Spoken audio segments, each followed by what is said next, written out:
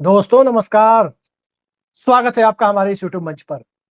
दोस्तों, जिस प्रकार से पश्चिम एशिया की स्थिति बिगड़ रही है, वो चिंता सिर्फ पश्चिम एशिया के लिए नहीं है, वो चिंता सिर्फ ईरान और इजराइल के लिए नहीं है, बल्कि अब वो वैश्विक चिंता का कारण बनता जा रहा है। और अभी जिस वक्त हम इस प्रोग्राम को रिकॉर्ड कर रहे हैं, उससे ठीक कुछ मिनट पहले ये खबर आई है कि तेहरान में, ईरान की राजधानी तेहरान में एक बार फिर से इजराइल का हमला हुआ है। सवाल यह है कि इस मामले का अंततः परिणाम क्या होगा? सवाल उससे भी बड़ा है कि क्या पश्चिम एशिया में अस्थायी शांति की कल्पना अब की जा सकती है? और सवाल इससे भी बढ़कर है कि क्या इजराइल का दावा झूठा है ईरान के न्यूक्लियर प्रोग्राम को लेकर? क्योंकि सीएनएन ने एक बहुत बड़ा खुलासा किया है अपनी रिपोर्ट में। सीएनएन की वेबसाइट और उसके अखबार में छपी खबर पर यकीन करें तो इजराइल जो ये दावा करता था, जिस दावे को आधार बनाकर इजराइल ने ईरान के ऊपर हमला किया कि अंततः ईरान परमाणु हथियार बनाने की तरफ अग्रसर है और इसे रोका जाना परमाणु अप्रसार के लिए जरूरी है। जबकि इसके ठीक उलट अमेरिकी एस्टेब्लिशमेंट का, यूएसए की एस्टेब्लिशमेंट का ये मानना है कि ईरान परमाणु हथियार को लेकर बहुत सक्रियता नहीं दिखा रहा था, और यदि वो सक्रियता दिखाता भी, तब भी उसे कम से कम 3 साल लगते वहां तक पहुंचने में, यानी परमाणु हथियार बनाने में। लेकिन अब मामला इतना आगे बढ़ चुका है कि ईरान ने भी अपनी तरफ से, कहा जा रहा है कि हाइपरसोनिक मिसाइलों तक का इस्तेमाल किया। और इजराइल में जिस प्रकार से तेल अवीव और आसपास के इलाकों में जिस तरह से ईरान के हमले हुए, उस हमले के बाद अब दोनों तरफ से जब जवाबी कार्रवाई चल रही है, तो इस परिस्थिति में अमेरिका मध्यस्थता करने की बजाय क्या इजराइल के पीछे खड़े होने के लिए आप आकर खड़ा हो गया है? ये तमाम ऐसे पहलू हैं जिन पहलुओं पर आज हम चर्चा करेंगे, और इस चर्चा के लिए हमारे साथ मौजूद है पश्चिम एशिया मामलों पर बहुत गहरी पकड़ रखने वाले, चाहे वो फिलिस्तीन का मामला हो, इजराइल फिलिस्तीन और गजा विवाद का मामला हो, ईरान इराक का मामला हो, सीरिया का मामला हो, या अरब देशों का मामला हो। इन सब मामलों पर बहुत गहरी पकड़ रखने वाले जाने माने विश्लेषक फिरोज मीठी बोरवाला साहब हमारे साथ हैं। बहुत बहुत स्वागत है सर आपका। धन्यवाद। सबसे पहले हमारे दर्शकों को ये बताइए कि इस मामले पर जो ताजा अपडेट आ रही है, वो ताजा अपडेट ये है कि ईरान के ऊपर, तेहरान के ऊपर फिर से हमला हुआ है। खामनेई प्रशासन लगातार मुंहतोड़ जवाब इजराइल को देता रहा है, और अब जब यह अंतर्राष्ट्रीय चिंता का विषय है, तो इस हमले के बाद ये युद्ध किस दिशा में जाता हुआ आपको दिखाई दे रहा है? अभिषेक जी नमस्ते। एक तो आपने अच्छी बात की कि जी आपने नमस्ते। खामेनाई प्रशासन की बात की। सब लोग रेजिम की बात करते हैं, वो वेस्टर्न टर्मिनोलॉजी है। और क्योंकि आप जी उस क्षेत्र को खुद बहुत अच्छी तरह से जानते हैं, तो आपने जी एडमिनिस्ट्रेशन बोल के अच्छा काम किया। क्योंकि रेजिम तो यूएस में रेजिम है, इसराइल में रेजिम है, ये सब जायनिस्ट कंट्रोल्ड सरकारें हैं। आज तो जी ब्रिटेन, फ्रांस और अमेरिका को इसराइल से मुक्त करने का वक्त आ चुका है। खैर, तो इसराइल ने जो आप जो बताया कि बड़ा अटैक किया है, वो तो अटैक दोनों साइड से चल रहा है, तो वो कोई बड़ी बात नहीं है। पॉइंट है कि 5 दिन में, 6 दिन के अंदर ही इसराइल, नेतन्याहू को भागना पड़ा ट्रंप के पास कि भाई कुछ करो, मैं अकेला तो कर नहीं पा रहा हूँ। क्योंकि इसराइल ने बहुत बड़ी गलती की है, नेतन्याहू ने बहुत बड़ी गलती की है ईरान को टारगेट करके। उनका जी काम था गाजा का सफाया, तो वो तो कर नहीं पाए। 18-20 महीने हो गए। एक छोटी सी पट्टी, लगभग उनके पास बहुत छोटे मोटे शस्त्र है हमास के पास। लोगों पे जी लगातार बॉम्बिंग हो रही है, बच्चों को मारे 50-100 लोग तो ऐसे ही मर जाते हैं। वो तो काम तमाम नहीं कर पाए, क्योंकि हवाई जहाज से बहुत आसान है अटैक करना। जमीन पे नीचे तो वो काउंटर नहीं कर पा रहा था हमास और मार्केट रेजिस्टेंस फोर्सेस को। उसी के अंदर जाके इसने अटैक कर दिया इराक पे, ईरान पे। And again it goes back to the fact that Netanyahu की जो डोमेस्टिक पॉलिटिक्स है, उससे बचने बचाने के लिए ये एक से एक कारनामे करते जाता है, जिससे ये युद्ध लंबा जी हो। ओके, मतलब अभी जो ईरान पे हमला हुआ है, उसका सबसे बड़ा कारण ये है कि बेसिकली जो ऑर्थोडॉक्स हेरेडीज है जूइश कम्युनिटी के, उनको जी सर्विस करनी नहीं है इजरायली आर्मी में। और बड़ा प्रेशर आ रहा है कि बाद हमारे पास सोल्जर भी कम हो रहे हैं, रिजर्व को बुलाते आते हुए नहीं है। तो जो ऑर्थोडॉक्स कम्युनिटी के हेरेडी, उनको भी जाना चाहिए। उस पर सरकार गिर जाती। तो पार्लियामेंट में ये बात हुई कि it is time to unite against Iran. मतलब बाहर का शत्रु है तो भाई आपस में लड़ाई बंद करो, सरकार बचनी चाहिए, तो चलो अभी ईरान पे हमला करते हैं। तो ईरान पे जी हमला कर दिया। वैसे ये तैयारी चल रही थी ईरान पे हमला करने की, ये कोई ऑल ऑफ सडन नहीं हुआ है। मगर जी क्या हुआ है कि इसराइल, पहले दिन तो इसराइल ने जो हमला किया, तो इलेक्ट्रॉनिक वॉरफेयर के कारण ईरान की जो रेडार सिस्टम थे they went blind for 3-4 hours, तो दे वर टेकन बाय सरप्राइज। जी उसके बाद ईरान ने 3-4 घंटे में रिकवर करके जो जवाब दिया इसराइल को, तो इसराइल एकदम हाल खराब हो गया उसका। ओके, हम्म, मतलब दे वर नॉट एक्सपेक्टिंग कि इतना बड़ा, और उनके बाद जो थैड, डोम, पेट्रियट मिसाइल्स की जो अलग अलग लेयर्स ऑफ डिफेंस है वो रोक ही नहीं पा रहे ईरानी मिसाइल्स को। नहीं और अभी सर, तक यही एक ईरान ने, सवाल उठता है। हाँ, सर यही एक सवाल उठता है जो आपने कहा, जब ये युद्ध शुरू हुआ था उस वक्त ये माना गया था कि एक टेक्नोलॉजी बनाम मैन पावर की लड़ाई है। इजराइल की, ईरान की आईआरजीसी जिसको नस्तानाबूद करना चाहता है इजराइल, ये बातें तो अब पब्लिक डोमेन में है। और दूसरी तरफ ईरान के, इजराइल के पास एक एडवांस टेक्नोलॉजी की बात हो रही थी। लेकिन यहां जिस ढंग से रिटेलिएट किया ईरान ने, उसके बाद तो साफ साफ दिखाई दे रहा है कि टेक्नोलॉजी के मामले में भी ईरान बहुत पीछे नहीं है। और जब कोई पक्ष पीछे हटने को तैयार नहीं है, जिस प्रकार से कहा जा रहा है कि हजारों की संख्या में परमाणु वैज्ञानिक है ईरान के पास, मिसाइल टेक्नोलॉजी के मामले में उसने एक पूरी की पूरी पीढ़ी को तैयार कर दिया है वैज्ञानिकों की, उसके बाद अब आपको क्या लगता है इजरायली सुप्रीमेसी जो दिखाई दे रही थी, उस सुप्रीमेसी को जिस तरह से पश्चिम एशिया में चैलेंज मिला है, उस परिस्थिति में, उस संदर्भ में अगर हम इस युद्ध को देखें तो आपको क्या लगता है? ईरान टेक्नोलॉजी में पीछे नहीं, वो इसराइल और अमेरिका के कुछ संदर्भों से तो आगे निकल चुका है। जी इस युद्ध में ईरान ने 5 जो F-35 फाइटर जेट्स है, जो top of the range American, जो ट्रंप ने बोला कि आप राफेल तो फेल हो गया तो हमारा खरीदो, 4 F-35 गिरा दिए हैं ईरान ने। And they have done it by using surface to a indigenous Iranian technology. S-400 का भी इस्तेमाल होता है, मगर ये जो 4 F-35 गिराए गए वो खुद ईरान के सरफेस टू एयर मिसाइल से गिरा गए, नंबर जी 1। नंबर 2, ईरान के ड्रोन्स तो रशिया को भी इस्तेमाल करने पड़े यूक्रेन में। नंबर 3, जो ईरान के पास अभी जो मिसाइल्स है, हम लोग ने अभी उनके एडवांस मिसाइल्स को देखा नहीं है, इनका जो ओल्ड जी स्टॉक है अभी वो निकाल रहे हैं। जी और उनके पास शहर के शहर बसे, ऐसे 100 से ज्यादा शहर माउंटेन्स के नीचे, एल्बर्स और जेगरोस माउंटेन्स के नीचे बसे है, जहाँ शहर जी के शहर है उन्होंने बसा दिए मिसाइल्स के। इसलिए मैं बोल रहा हूँ कि ईरान को पता था 1980 के बाद, जो पूरे 45 देश ने सद्दाम को लगा दिया ईरान के खिलाफ, कि ईरान को एक ना एक दिन अमेरिका आएगा उसको नष्ट नाबूद करने के लिए, क्योंकि उनको ये रीजन पे क्या पूरे दुनिया पे राज करना है, तो एक एक सरकार उनके ताबे में हो, वो अमेरिका का ऑब्जेक्टिव होता है। तो ये तैयारी ईरान की इजराइल के सामने लड़ाई की नहीं है, वो तो बहुत छोटा मोटा मामला है इजराइल के लिए, ईरान के लिए। ये लड़ाई तो ईरान और अमेरिका की हो रही है।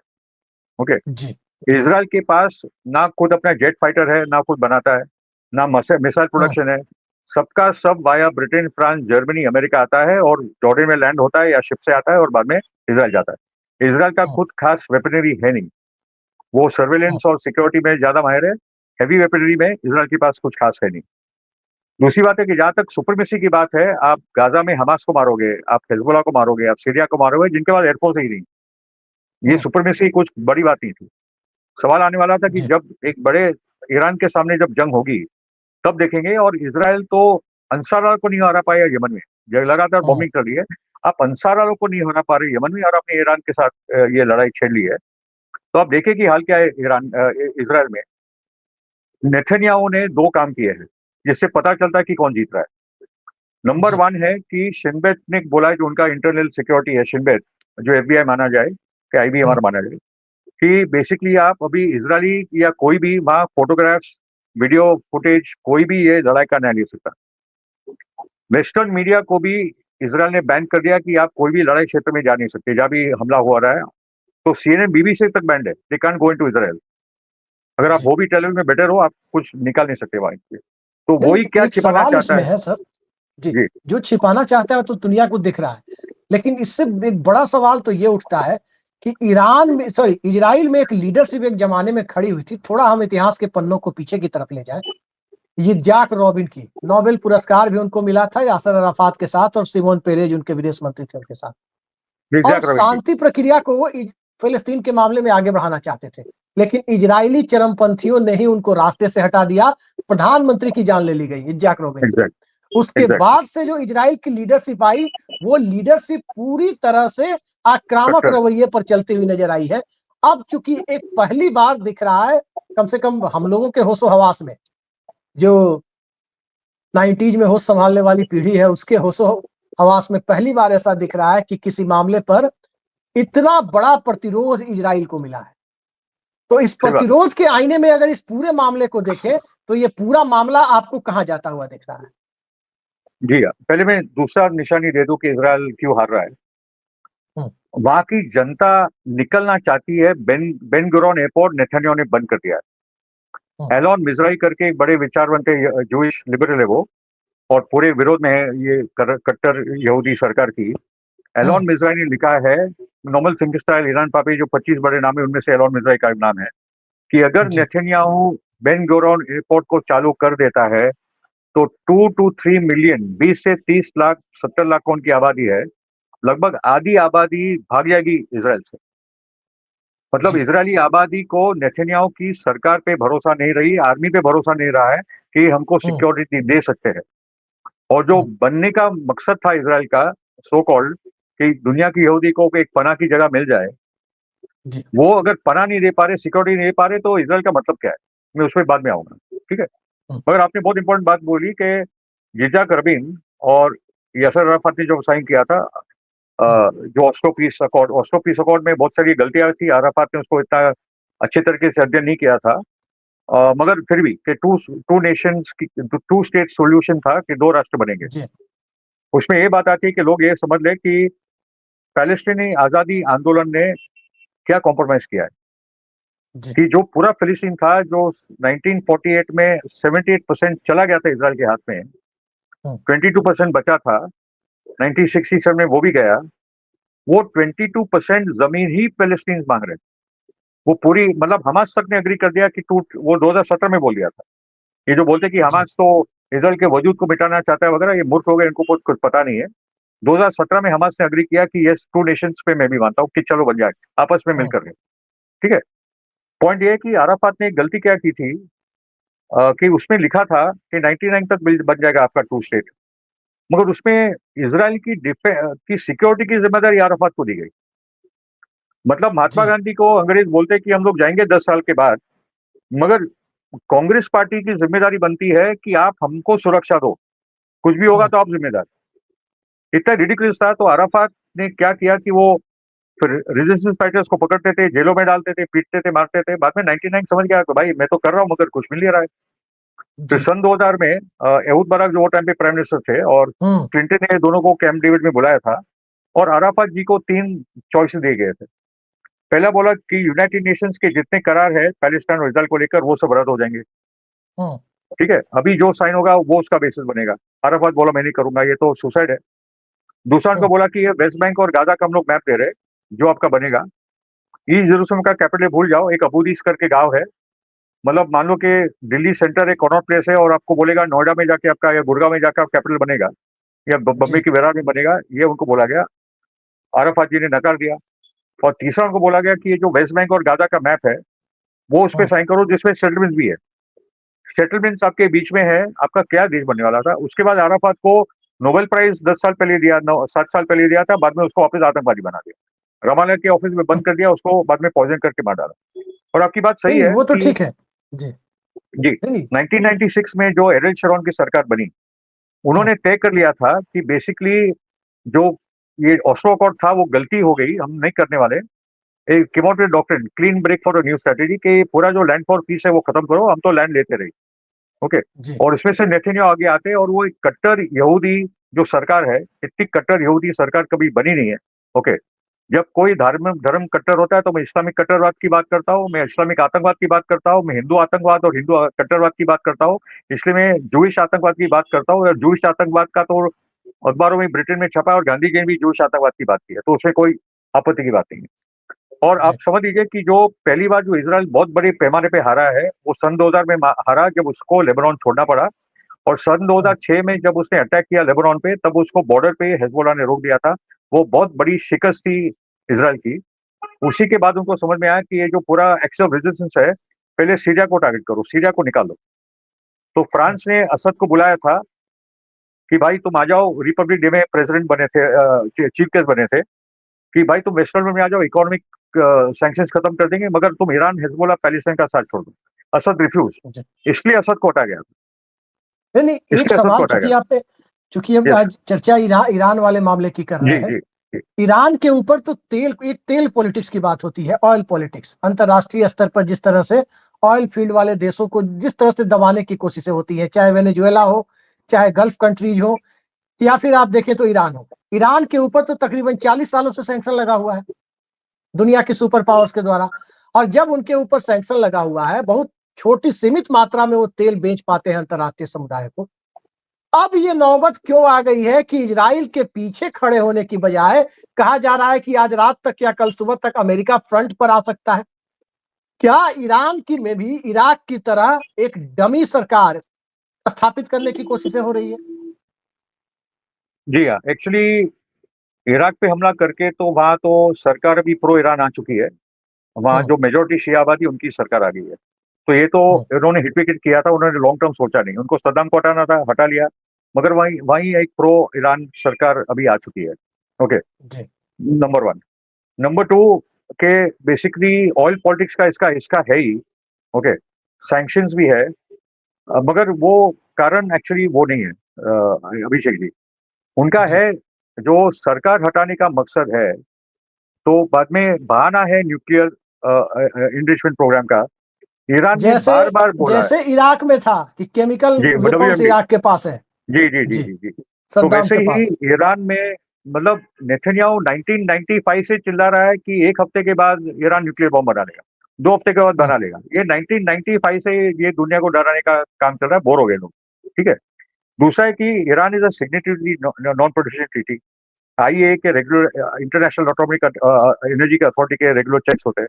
आपने सही बात की कि जो रिपोर्ट अमेरिकन इंटेलिजेंस की है, नेशनल इंटेलिजेंस एजेंसी की, जो तुलसी गैबार्ड ने मार्च में घोषित की थी कि ईरान जी। Doesn't have a nuclear bomb programme, it is very far from one.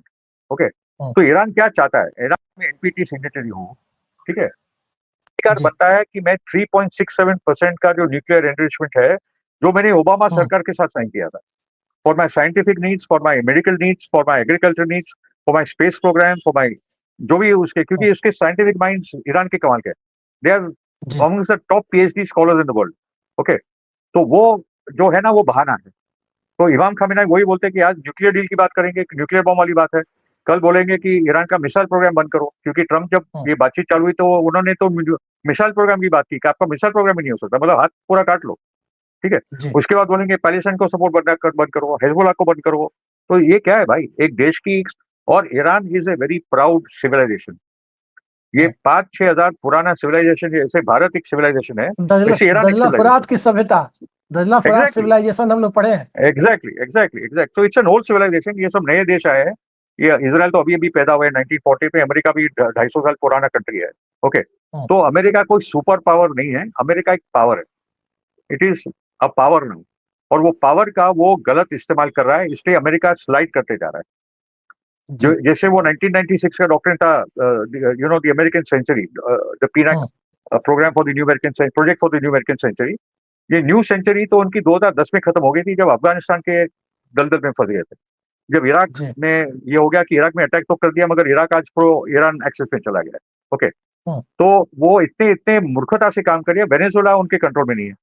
Hugo Chavez हम्म, से लेकर मादुरो की सरकार वहां खड़ी है, डटकर खड़ी है। ओके, जी। तो बोलीविया में हो गया, पूरा साउथ अमेरिका फ्रीडम की तरफ जा रहा है, लिबरेशन की तरफ जा रहा है। हम्म, वहां वहां साहिल के देश, जब Burkina Faso, Mali, Senegal, they have now kicked out the French. 14 देश है अफ्रीका में जहां फ्रांस को भी निकाला जा रहा है। तो अफ्रीका अपनी जी। आजादी की तरफ जा रहा है। ओके, सवाल है मिडिल ईस्ट का कि इसको जकड़ में कैसे रखे, क्योंकि इजिप्ट, जॉर्डन, सीरिया में तो अलकायदा का चीफ को ही बैठा दिया है। जो आतंकवाद के खिलाफ की बात करते हैं, उनको शर्म आनी चाहिए कि जी। जिसपे $10 मिलियन का इनाम आपने रखा था, क्योंकि वो आतंकवादी है, तो जोलानी के साथ ट्रंप ने हाथ मिला दिया है। दैट इज दी, ये इनका आतंकवाद का जो मुद्दा है। ठीक है। जी। तो दे आर कंट्रोलिंग ये जो टिपिकल अरब कंट्रीज है, कतार में बेस है, कुवैत में है, यूएई में है, सऊदी में है। ये सब जो देश है ना, एकदम शर्म आती है। तो इस्लामिक उम्मा बुम्मा चिल्लाने वाले, वो इस्लामिक उम्मा भूल जाओ। It is very simple. जो रेजिस्टेंस के साथ है, जो पैलेस्टीनियन आजादी के मूवमेंट के साथ है, जो मल्टीपोलर वर्ल्ड के साथ है, जो जी। अमेरिका की साम्राज्यवाद और इसराइल के कॉलोनाइजेशन के खिलाफ है, वो चाहे वो किसी भी धर्म का, वो मैटर नहीं करता। हम्म, तो दुनिया की जनता, खासकर यूरोप और अमेरिका में ये साथ में है, वो ज्यादा ईसाई धर्म से आते हैं। मुसलमान कितना सड़क जी। पे आए भाई? तो दुनिया की सर जनता भारत मार्च सरकार करी। का भी तो रुख है, भारत कोई इस्लामिक कंट्री नहीं है, लेकिन भारत सरकार का भी रुख है। विदेश मंत्री अटल बिहारी वाजपेयी की वो क्लिप आज भी चलती है। एग्जैक्टली एग्जैक्टली, अरे जी, वायरल आज भी चल रही। कि वो फिलिस्तीन के साथ नेहरू, है। जी देखो गांधी जी स्पष्ट थे, सुभाष चंद्र बोस स्पष्ट थे, भगत सिंह स्पष्ट थे, ओके, यूसुफ मेहरली स्पष्ट थे, जयप्रकाश जी। नारायण, ये सब हमारी पूरी आजादी के आंदोलन की जो पूरी तहरीक है, महात्मा गांधी, नेहरू, सुभाष चंद्र बोस, सब क्लियर थे दैट दिस 1990 लेकिन फिरोज 1938 का जो साहब, कांग्रेस का जो, हाँ जी, 1938 वाली बात जी, आप कह लें पहले। 1938 की जो कांग्रेस की कॉन्फ्रेंस हुई थी, उसमें हम्म, आप देख लीजिए ना, सुभाष चंद्र बोस की अध्यक्षता में हुई थी शायद, कि हम्म, कितना क्लियर कट था हमारी आजादी का आंदोलन। वामपंथी दल बोलो या सोशलिस्ट मूवमेंट बोलो या कांग्रेस पार्टी बोलो, they were very clear on we stood. Okay, जी ट्रेडिशन से आज जो हम लोग यहाँ तक पहुंचे, वो भी एक बात है कि हम लोग आज कहाँ पहुंचे। वाजपेयी तक ठीक था, ओके, जी। बट अभी नहीं, जो हमारी अब सरकार, अभी सरकार ने जो जी। एब्सटेन किया यूनाइटेड नेशंस पे, हम्म, मतलब गाजा सीज फायर पे तो फ्रांस, ब्रिटेन और जर्मनी भी इसराइल के खिलाफ वोटिंग किया है। हम्म। हम लोग अपना वजूद खो रहे इंटरनेशनल स्टैंडिंग में। ग्लोबल साउथ में कोई भी देश हमको ट्रस्ट नहीं करता। ब्रिक्स में हमको ट्रोजन हॉर्स मानते हैं कि वो कब अमेरिका और इसराइल का काम करेगा ब्रिक्स में, क्योंकि हम्म। ब्रिक्स का agenda is a multipolar world agenda. और ट्रम्प बोलता है कि मैं ब्रिक्स इज डेड, मैं ब्रिक्स को खत्म करूंगा, क्योंकि नहीं, आज तो ब्रिक्स एक के सवाल कारण। का लगे हाथ अब जवाब दे दीजिए जी, फिरोज साहब। क्या आप मानते हैं कि भारत में पंडित नेहरू या इंद्र कुमार गुजराल जैसी सरकारें अगर मौजूदा दौर में होती, जो विदेश नीति और खास करके शांतिपूर्ण सह अस्तित्व की बातें कर को सिद्धांत रूप में नहीं व्यावहारिकता में भी मानती, जी। तो क्या लगता है कि ऐसी सरकार होती तो अंतर्राष्ट्रीय स्तर पर आज भारत की मध्यस्थता के लिए सर्वाधिक मांग होती, खासकर ईरान इजराइल के मामले में? मांग नहीं, हम लोग रोल प्ले करते हैं, मांग की क्या बात है, हम लोग रोल प्ले करते हैं। जॉन एफ कैनेडी जी। नेहरू को फोन करते थे, ओके, सामने से हम्म, फोन आता था, हम लोग नहीं जाते कि हम लोग को मध्यस्थता करनी है, ये हम लोग हम्म। की स्टैंडिंग थी, ओके। और एक जी। स्टेट्समैन थे, जवाहरलाल नेहरू बोलिए, इंदिरा गांधी बोलो, ये और गुजराल जी का भी अपने सही नाम लिया, वो हम लोग भूल के, हमारा हम्म, प्रधानमंत्री थे, मगर दीज जी। Were statesman who had respect in the world. आज वो जी। नहीं है हमारे पास, ओके। आज जी। शंघाई कोऑपरेशन ऑर्गेनाइजेशन की जो statement I, condemning the Israel attack on Iran, उसमें हम लोग बोले हमारा पोजिशन नहीं है, तो एससीओ में हम्म, हमारा रोल खत्म हो गया है। और ब्रिक्स है क्या? BRICS is a new form of the non aligning movement. जो लोग जी। हंसते थे नेहरू जी पे कि नॉन अलाइंग मूवमेंट को क्या बना दिया और उसमें क्या ताकत है, भाई वो नॉन अलाइंग मूवमेंट का नया स्वरूप ब्रिक्स बना है, आप समझ लीजिए। जी। ब्रिक्स प्लस बना है। पेपे एस्कोबार, जिसको मैं बहुत मानता हूँ, टॉप लेवल के जो पत्रकार है दुनिया में, हम्म, पेपे एस्कोबार बोलते हैं कि BRICS is a non aligning movement on turbo booster, okay. जी। और आप समझिए कि क्या परिस्थिति बदली है, कि आज नहीं, चीन और रूस साथ में आ गए हैं वो ब्रिक्स में। हम्म, जी। चीन और रूस को नहीं, अलग कर दिया था किसिंजर ने। ग्लोबल ऑर्डर खास करके यूनिपोलर वर्ल्ड के बाद बदल रहा है, वो तो साफ दिखाई दे रहा है, या बदलने की कोशिश हो रही है। लेकिन हो रही है, हो रही सवाल यदि हम ईरान इजराइल युद्ध के बारे में करें, अब यहां से ये युद्ध किस दिशा में जाता हुआ आपको दिखाई दे रहा है? क्योंकि ईरान भी मानने के लिए तैयार नहीं है, और स्वाभाविक है किसी भी देश के ऊपर हमला होगा तो जितनी भर उसकी ताकत होगी वो रिटेलिएट तो करेगा। इसकी अंतिम परिणति आपको किस रूप में दिखाई दे रही है? अमेरिका क्या बीच में, युद्ध के बीच में पार्टी बनकर, या फिर मध्यस्थता के लिए तैयार कर, किसी भी रूप में इजराइल के खिलाफ, इजराइल के एग्रेशन को बंद कराने के लिए अमेरिका क्या तैयार हो जाएगा? देखिए, अमेरिका कोई मध्यस्थता का रोल नहीं, वो कोई न्यूट्रल पार्टी नहीं है, हम्म, वो न्यूट्रल नहीं है। वो पूरा का पूरा इसराइल का सपोर्टर है। इसराइल को जो कॉलोनी बना के दी थी, वैसे वो कॉलोनी आज वो अमेरिका को कॉलोनी बना दिया है। फिलिप जी। जेराल्डी को पढ़ लीजिए, जो एक फॉर्मर सीआईए है, वो जी। जी। क्लियर कट बोलते हैं कि हमारी पूरी विदेश नीति से क्या, deep state is control by Israel. Hmm, Ukraine का war is a Jewish war, Iraq का war is a hmm. Jewish war. Philip Giraldi clear cut लिखते हैं। वो अमेरिकन जी। कंजर्वेटिव मैगजीन लिखते थे, वो उसको निकाल दिया वहां से, ओके। ये फिलिप वाली तो बुक मेरे पास है, मेरे टेबल पे पड़ी हुई है अभी। फिलिप जी। Giraldi, exactly hmm. एग्जैक्टली। जी। सो जी। द पॉइंट इज के इन्होंने कॉलोनी तो बना दी हम्म, इसराइल, ताकि वेस्टर्न वर्ल्ड का वो पुलिस स्टेट का काम कर सके यहाँ। And Israel was meant to be a wall against the barbarians of the east. ये भी था हम्म। कि वो वेस्टर्न वर्ल्ड सिविलाइजेशन और जो ईस्ट है वो बारबेरिक है, तो इसराइल एक दीवार है for the civilisation to protect western civilisation, okay. जी। नाउ द पॉइंट इज के the next step of your saying कि what will be the result of this, okay. Hmm, मेरा क्लियर कट बोलना है कि Israel is going to lose and will disappear by 2028 if it carries on this way. अभी भी मौका है Israel का कि वो 2 स्टेट सोल्यूशन के लिए टेबल पे बैठे।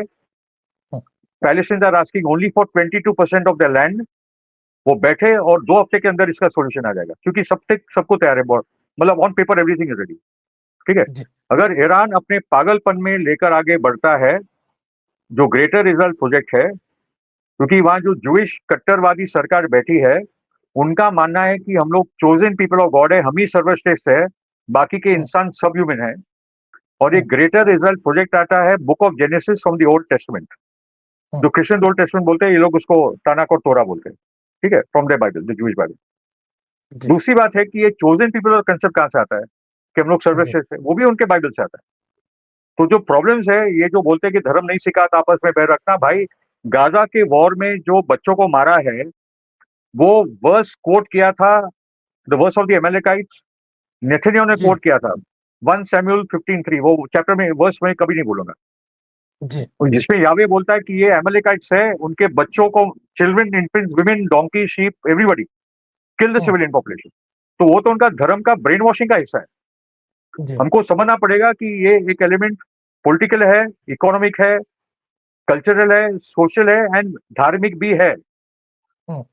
ओके, पर ये यही एक सब होता है। सवाल उठता है, यही दो महत्वपूर्ण सवाल है हमारे पास, हम एक एक कर आपसे ये सवाल ले लेते हैं। पहला, इस पूरे युद्ध के बाद जो गल्फ कंट्री या वेस्टर्न एशिया या मध्य पूर्व जो भी हम कहें, जो एक पूरी इस्लामिक देशों की एक पूरी सीरीज है, आप ईरान से शुरू करें, पाकिस्तान को तो छोड़ ही दीजिए, ईरान से शुरू करें और चले जाएं लीबिया तक, इजिप्ट तक, जिस तरह से आपसी राइवलरी, प्रतिद्वंदिता हो, झगड़े हो, शिया सुन्नी, कुर्द हो, या फिर तेल की राजनीति हो, या फिर एक तरह से वेस्ट में डोमिनेंस की बातें हो, इन सब को लेकर जो एक डिवीजन, एक विभाजन दिखाई देता था इस पूरी पॉलिटिक्स में, क्या इसके बाद लगता है कि अब दूरियां कम होगी इन सब के बीच? संभावना तो है, क्योंकि ईरान के खड़े होने से अभी दूसरे लोग को हिम्मत मिल रही है, बोलने की हिम्मत मिल रही है। ओके, इंटरेस्टिंगली इजिप्ट ने लीड ली के 25 कंट्रीज को, इस्लामिक कंट्रीज को ईरान के साथ खड़ा कर दिया। क्योंकि मुझे याद है अभिषेक जी कि जब 2006 में जब हेजबोला ने इजराइल को रोक दिया था बॉर्डर पे, बहुत बड़ी जीत थी, वो टर्निंग पॉइंट एक्शन, जी क्योंकि इजराइल अपनी पूरी आर्मी 20,000 सेना, शिप्स, फ्लाइट्स, मिसाइल सबको लेकर हेजबोला के, इट्स गेरिल्ला फोर्स, ओके, वो हारे है उसके सामने। और जी तब हाँ, अरब एक कोशिश है गल्फ, सर, खास करके अरब वेस्टर्न एशिया में यूनिटी के लिए एक कोशिशें तो होस्नी मुबारक और हाशमी रफसंजानी के जमाने में भी हुई थी, मोहम्मद खातमी के जमाने में भी नहीं हुई थी, नहीं लेकिन वो नहीं नहीं, ये सुनिए, इनफॉर्मल थी। नहीं नहीं, ये सुनिए मैं क्या बोल रहा हूँ भाई साहब। जो जी अरब गल्फ के सुन्नी रूलर्स है, जो वहाबी रूलर्स है, वो चाहते थे कि इजराइल हिजबुल्लाह को हराए। जी ऐसा माहौल बना दिया था कि सुन्नी शिया राइवलरी में नहीं, Israel is not the problem. Okay, और ईरान की तरफ से लगातार मैसेज आ रहा था कि हम आपस जी में बातचीत करें, ये सुन्नी शिया मामलों को खत्म करें, इस्लामिक वर्ल्ड पूरा खतरे में है, एक एक को करके निपट रहे हैं, ये बंद करो। तो ईरान की तरफ से हर बार हाथ बढ़ाया उन्होंने। ओके, अभी बात जी ऐसी है कि मैं लेबनान की बात कर दूं, मैं अभी गया था सैयद हसन नसरल्लाह की फ्यूनरल में। ठीक है, मुझे वहां की शियाओं ने एक बात बोली कि बेसिकली जब हमको बॉम्बिंग चल रही थी साउथ लेबनान में, तो सुन्नियों ने हम लोग को पनाह दी लेबनान में, उनके घरों में, उनके जी मस्जिदों में। ओके, तो जितना ये लोग बांटने की कोशिश करें, तो कुछ जगह तो सुन्नी शिया और भी करीब आ रहे। इराक में भी सुन्नी शिया प्रॉब्लम बहुत कम हो गया है, जो क्रिएट किया था आइसिस जब खड़ा हुआ, तो हस्टल शादी करके जो फोर्स, पीपल मोबिलाइजेशन यूनिट जो खड़ी हुई, तो शिया सुन्नी जी क्रिश्चियन करके उन्होंने आइसिस को खत्म किया, अल बगदादी को हरा जी दिया। ठीक है, वो कामयाब हो गए सीरिया में ये डिवीजन पैदा करने में। Assad was a secular leader, वो कोई, he was not operating like a Shia Alawite leader. उसकी कैबिनेट में 99% सुन्नी थे, finance controlled in Syria by Sunni businessman. अगर वो शिया करके ऑपरेट होता तो उसको 2 हफ्ते में निकाल देते, जो 10 साल लगता नहीं उसको। जी सैंक्शंस के कारण वीक हो गई, और असद ने गलती की कि वो यूएई और सऊदी के करीब हो गया। यूएई और सऊदी ने बोला कि तुम ईरान का दामन छोड़ो, हम देते आपको, मगर वो छोड़ो। असद हटता गया, और असद को ये भी बोला था हिजबुल्लाह और ईरान ने कि हम लोगों ने जो किया है, जैसे कतब हिजबुल्लाह बना है, कतब हिजबुल्लाह और हिजबुल शाबी बनी इराक में, हिजबुल्लाह जैसे बनी है, जैसे पीपल्स सिविल डिफेंस कमिटीज आप बना लो, जो ये आतंकवादी के खिलाफ आइसिस के सामने लड़ पड़े, बोला हमारी आर्मी काफी है। और फाइनली जब गिरा, तो सीरियन सोल्जर को $20 महीने का मिल रहा था, वो खत्म हो गया था, आर्मी टूट गया था समाज जी सैंक्शंस के कारण। आज सैंक्शन हटा दिया है ट्रंप ने कि भाई अलकायदा का चीफ बन गया जोलानी, आतंकवादी नंबर 1। जोलानी हम्म। इराक जा नहीं पाता कि उससे बॉम्बिंग के लोगों को है, तो वहां तो उसके खिलाफ इराक में, इसलिए वो अरब लीग की मीटिंग में नहीं आ सकता। ये नहीं तो नहीं, हाल है। तो सवाल सवाल ये है सर कि क्या आपको लगता है कि अब किसके प्रशासन की का आखिरी दौर चल रहा है, नेतन्याहू का प्रशासन इजराइल में या खामेनेई का प्रशासन ईरान में? कौन इस देखिए, युद्ध में अपने देश के अंदर जनता के बीच अलोकप्रियता किसकी ज्यादा बढ़ रही है? और स्वाभाविक है, जिसकी जो अनपॉपुलर होता है सत्ता उसी की जाती है। युद्ध का अंत तो सबको पता है, लेकिन जी सत्ता का जी अंत किसका होता हुआ दिखाई दे रहा है? जी, पॉइंट इस के ईरान में लोग समझ जाए कि इस बार जो इलेक्शन हुआ हम्म। कौन चुनकर आया। इमाम खामेनी का कैंडिडेट नहीं चुनकर आया, पेजिस्कान जो लिबरल है, मॉडरेट है, लिबरल है, जी। हम्म। रिफॉर्मिस्ट है, वो चुनकर आया। हम्म। इसका मतलब है कि ईरान की इलेक्शन सिस्टम फेयर है, जी। उसका जन आधार है। ठीक है, तो नंबर 1 पॉइंट। दूसरी बात यह है हम्म। कि ईरान में सरकार पलटने की बात है तो उसका ऑल्टरनेटिव कौन है? कोई ऑल्टरनेटिव ही नहीं है। ये हम्म। पहलवी के नाम जो लिया जा रहा है, इज अ जोकर। वो इजरायली झंडा लेकर घूमता है, कौन उसका एक्सेप्ट करेगा? जी। इसराइल मारता है सिविलियन पॉपुलेशन को और उसी के प्रतिनिधि को आप बैठाने वाले हो, वो चल ही नहीं हम्म। पाएगा। दूसरी बात यह है कि जैसे मैंने कहा कि नेतन्याहू ने अगर बेन गुरियन एयरपोर्ट खोल दिया होता, 70 लाख की आबादी में से 30 लाख लोग भागने के लिए तैयार है। हम्म। जो निकल पा रहे वो बोट से निकल रहे हैं, हाइफा से साइप्रस के लिए बोट पकड़ रहे हैं और बहुत महंगी हो बोट। ओके, नेतन्याहू बोला कि मैं प्लेन इसलिए नहीं उड़ा रहा हूं क्योंकि मुझे प्लेन से लोगों को बाहर से लाना है। अरे बाहर से कोई आने वाला नहीं, सब भागने की तैयारी जी। है। ये तो हम्म। भर के प्लेन जाए, भर के प्लेन आए, तो ये मूर्खता की बात। हम्म। हाईली डिवाइडेड सोसाइटी है इसराइल, नंबर 1, आप जानते हो। दूसरी जी। बात है कि जब एक स्टेट कोलैप्स करता है तो उसकी पहले आइडियोलॉजी कोलैप्स होती है। जैसे जी। अपार्थाइड साउथ अफ्रीका कोलैप्स हुआ, तो अपार्थाइड हम्म। आइडियोलॉजी बदनाम हो गई और वो आइडियोलॉजी बदनाम होने के बाद स्टेट कोलैप्स हुआ। वैसे हम्म। ही जूइश जायनिज्म और जूइश कट्टरवाद दुनिया में अभी एक्सपोज हो गया है। और वो जो हम्म। जायनिस्ट आइडियोलॉजी थी, जो बेसिकली अपार्थाइड है, जो एक जी। एथनो रिलीजियस जूइश स्टेट बना चुका है, वो आइडियोलॉजी कोलैप्स हो रही है। हम्म। उसके बाद ये स्टेट भी कोलैप्स होगी, क्योंकि वो जंग में अभी जीत नहीं पाएगा। जी। इसलिए आप मानोगे नहीं, अभिषेक जी शायद आपने पढ़ा भी होगा, इजरायली अखबारों में एक चर्चा चली थी 2 साल पहले। It is called the 80 year curse. उसमें Ehud hmm. Barak, Naftali Bennett सबने बयान दिया कि will Israel go beyond 2028। The reason being के जो दो इजरायली किंगडम्स थे हिस्ट्री में, दे जी। Never went beyond 80 years. वो 80 साल पार ही नहीं कर पाए। तो उसमें शायद नेतन्याहू बोला कि हम लोग 100 साल भी पहुंचे तो बड़ी बात हो जाएगी। तो मैं कुछ सालों से बात बोल रहा था बिफोर 7 अक्टूबर, कि मेरा मानना है, according to my study and analysis, के Israel will not go beyond 2020। लोग बोलते कैसे बोल रहा है भाई? मैं बोला मेरी कुछ समझ है इसको लेकर।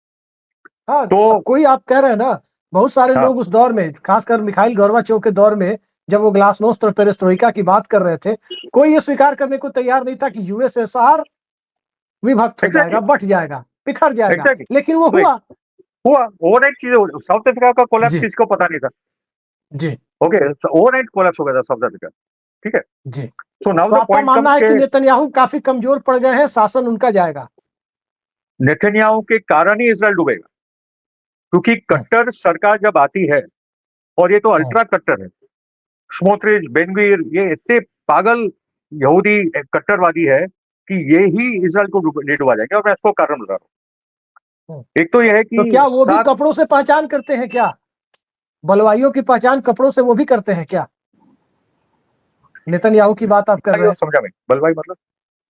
नहीं नहीं, जो हेलो, जो फसाद करते हैं, जो झगड़ा करते हैं, जो विवाद करते हैं, जो सामाजिक शांति को भंग करते हैं, तो क्या उनकी पहचान, जैसे हमारे ही देश में कुछ नेता लोग हैं जो कहीं ना कहीं लगता है कि दक्षिण पंथ की धारा में जरूरत से ज्यादा डूबे हुए हैं, तो जी कहते जी, हैं क्या कि बलवाइयों की पहचान कपड़ों से होती है, मतलब कपड़ों से, कपड़ा पहनने के अंदाज से।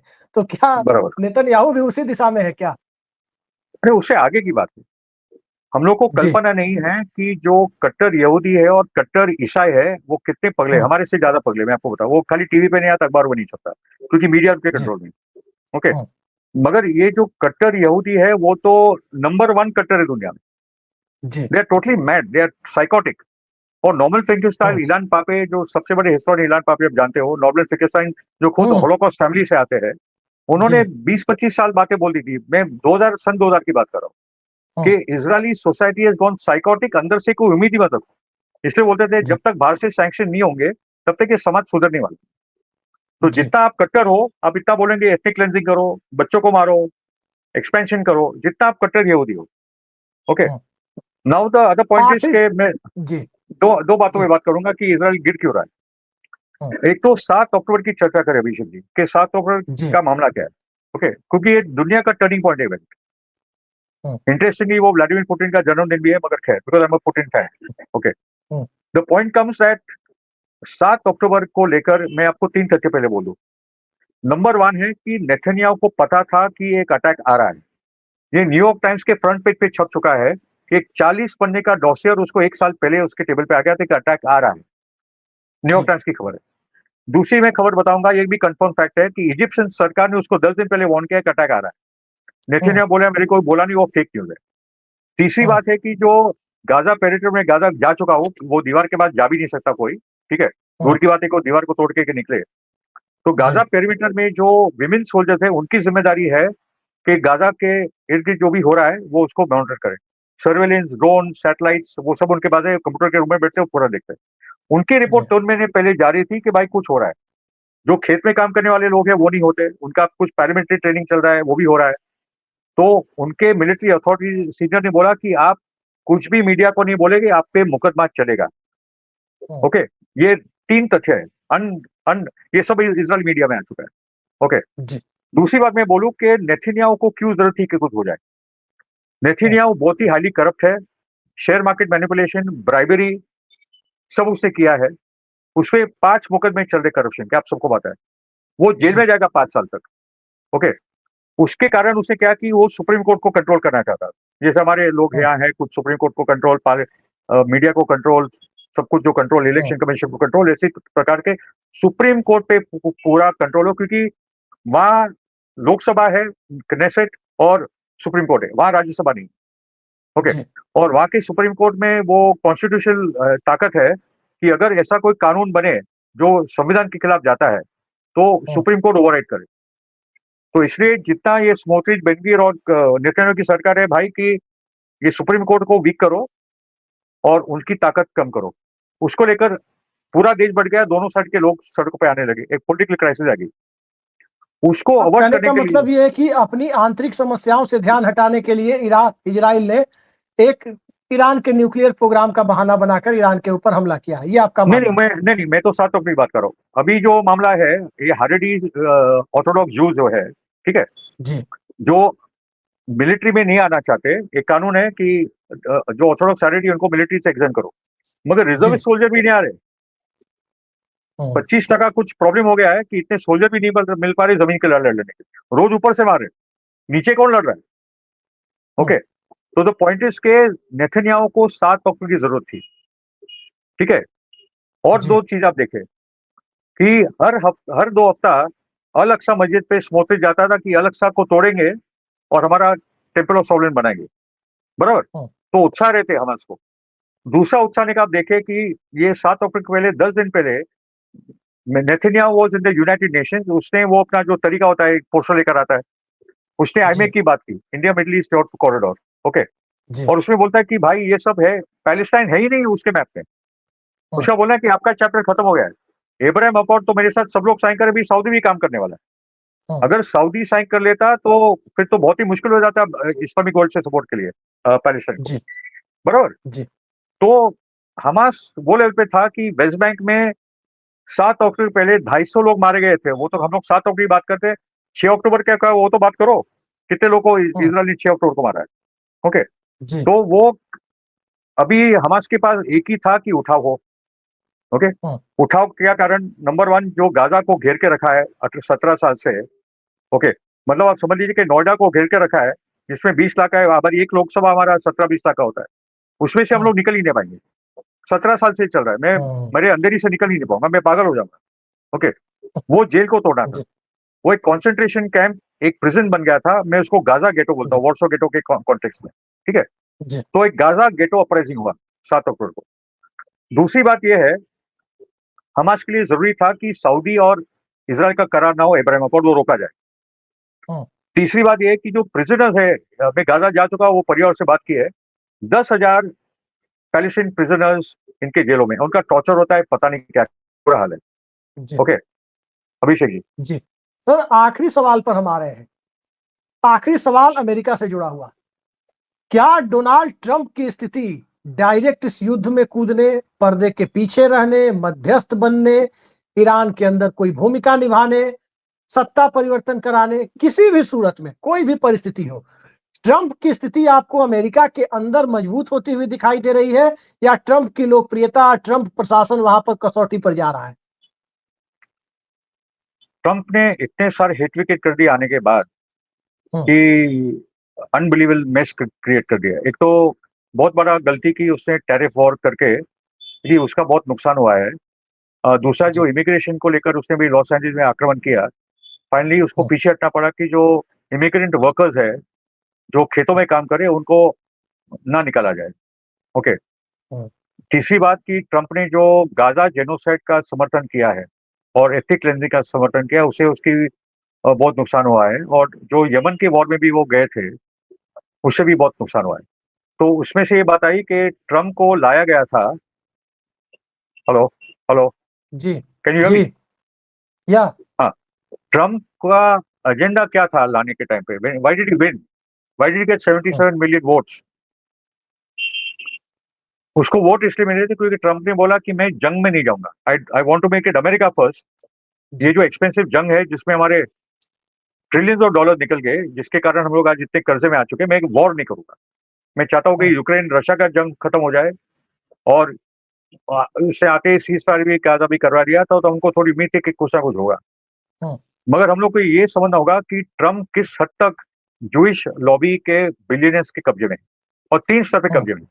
One is the money, second is the Christian Zionist agenda, जो ब्रेन वॉशिंग हो कि इसराइल का जो भला होगा उसी से दुनिया का भला होगा। क्रिश्चियन ज़ायनिज्म बर्बादी वाला है।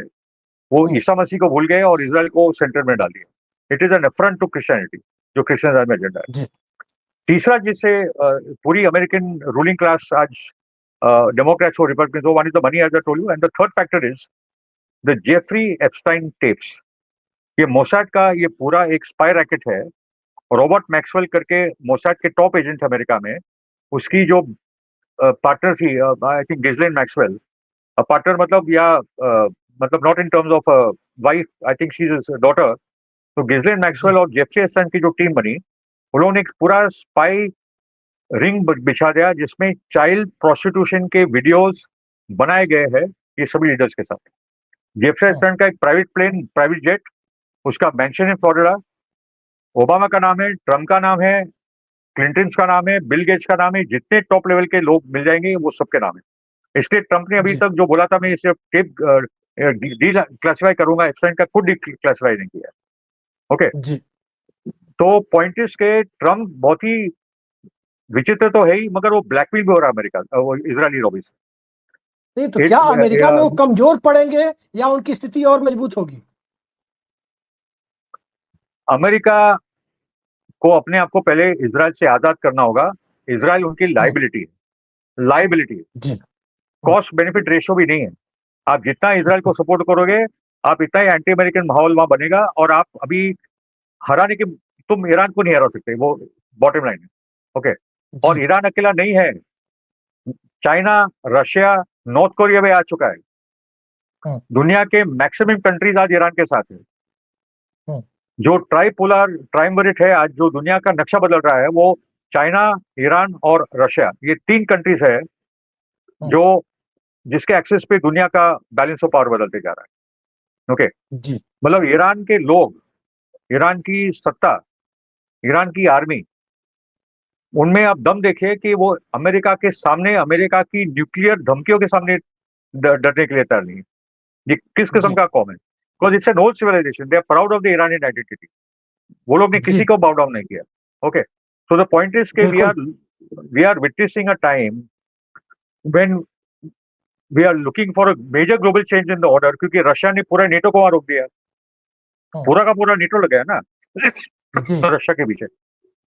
और वो रेजिम चेंज एजेंडा था। जब यानुकोविच को हटाया गया यूक्रेन से, जो इलेक्टेड प्रेसिडेंट थे, और जो जंग वो लोगों ने रशिया के साथ चालू की, उनको उम्मीद थी कि पुतिन की सत्ता गिरेगी 6 महीने में। आप सोचिए, इनका ये कैलकुलेशन। और आज 2014 से यहाँ तक आगे, यहाँ तक हाल है कि America, NATO all have lost to Russia. तो वो एक बहुत बड़ा टर्निंग पॉइंट है। उसके साथ चीन का उभर कर आना, वो किसी के साथ जंग नहीं करना चाहता। वो पूरा अपनी जी। इकोनॉमिक ताकत में उभर कर आ रहा है और सभी देशों को जोड़ते जा रहा है। जो BRI, जो जी। ओबोर, जो वन बेल्ट रोड है, वो सबसे उसका पास, अमेरिका के पास उत्तर नहीं है। और आज जी। China is the biggest manufacturing power in the world. वो मुकाबला भी नहीं कर पाएगा अभी अमेरिका। उसके बाद वो लेबर ही नहीं है जो ये लेवल पे काम करता है, वो भूल गए जी, मैन्युफैक्चरिंग। बिल्कुल और बिल्कुल आप तीसरी सही कह बात रहे है हैं। कि ईरान का जो रेजिस्टेंस है, और पूरा जो एक्सेस है, from Hezbollah in Lebanon to Hamas in Palestine and other forces, उसमें लेफ्टिस्ट फोर्सेस भी है, वो लेबनान, और उसमें लेफ्टिस्ट और नेशनलिस्ट सेक्युलर फोर्सेस भी है। अंसारुल्लाह इन यमन, अंसारुल्लाह के पीछे सऊदी ने एक इस्लामिक नेटो खरीद लिया था। Islamic NATO 34 countries to attack Yemen. इसमें से 2 जी। कंट्रीज भी नहीं जा रहे हैं, कोई तुर्की बुर्की नहीं जा रहा है वहां गाजा में मदद करने के लिए। ओके, जी। तो ये जो पूरा एक्सेस है, वो बैलेंस ऑफ पावर को बदलते जा रहा है ये पूरे रीजन में, और उसका पूरा परिणाम पूरे दुनिया में हो रहा है। तो जी। We are heading, if America attacks Iran, we are heading for world war 3। जी। That is why we need strong anti war movements across the world. We need more mobilisation in India. और जनता को बोलना पड़ेगा, क्योंकि ये युद्ध शुरू हो गया तो दुनिया की बर्बादी है, जी। दुनिया की बर्बादी। वी बिल्कुल हैव टू बिल्कुल स्टॉप दिस वॉर। फिरोज साहब, समय समय समाप्त हो रहा है, लेकिन जिस ढंग से आपने सारी बातें कही, जिस ढंग से वैश्विक परिस्थितियों को इस युद्ध के आईने में बदलते हुए आप जो देख रहे हैं, उसे हमारे दर्शकों के सामने रखा, और जिस तरीके से ये दिख भी रहा है कि युद्ध अब सभ्यताओं के संघर्ष के बीच में एक अलग आइडेंटिटी और एक अलग परिस्थिति में जा रहा है, उसके बाद कहीं ना कहीं सुपर पावर की भूमिका में अंकल सैम की भूमिका जो अमेरिका की कही जाती रही, उस भूमिका पर अब सवाल उठने लगे हैं। और सवाल जब उस पर उठने लगे हैं तो स्वाभाविक है कि इजराइल के पीछे जो सबसे बड़ी ताकत थी वो अमेरिका की ताकत थी, और वो ताकत खुद जब कसौटी पर आ रही है तो चाहे वो प्रत्यक्ष सहयोग करे या अप्रत्यक्ष सहयोग करे, डायरेक्ट या इनडायरेक्ट, दोनों ही परिस्थितियों में ईरान के एजेंडे को, ईरान के लोगों के जज्बे को वो प्रभावित करने की स्थिति में नहीं है।